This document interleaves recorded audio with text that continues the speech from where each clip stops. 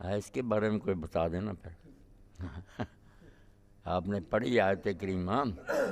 تو اس کی ذرا ہاں ماشاء اللہ پروفیسر ہیں نا مقبول صاحب، تو آیت کریمہ پڑھی ہے، ذرا اس کی وضاحت بھی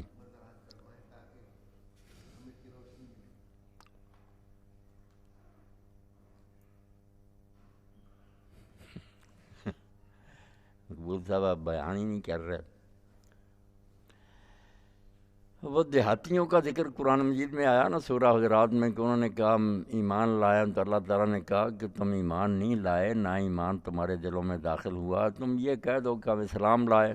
وہاں ایمان اور اسلام کو الگ الگ کیا گیا نا، کہ جو صرف ظاہری طور پر مسلمانوں میں شامل ہو جاتے ہیں وہ مسلم ہیں، مگر جن کے دلوں میں بات سمائی ہوتی ہے ان کو کہا کہ مومن تو وہ ہوتے ہیں جن کے دل میں داخل ہو جائے گا۔ تو بدویوں کو اللہ نے یہی کہا کہ تم نہ کہو کہ ہم ایمان لائے، تم یہ کہو اسلام لائے، ایمان نہیں ابھی تمہارے دلوں میں آ۔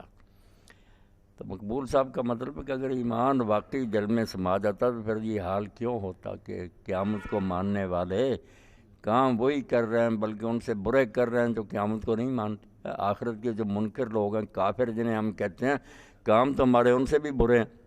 تو صرف زبان کی حد تک کی بات ہے نا کہ ہم مانتے ہیں وہ نہیں مانتے، مانتے ہوتے تو ایسا تو نہ ہوتا کہ ان سے بھی بدتر ہوتے۔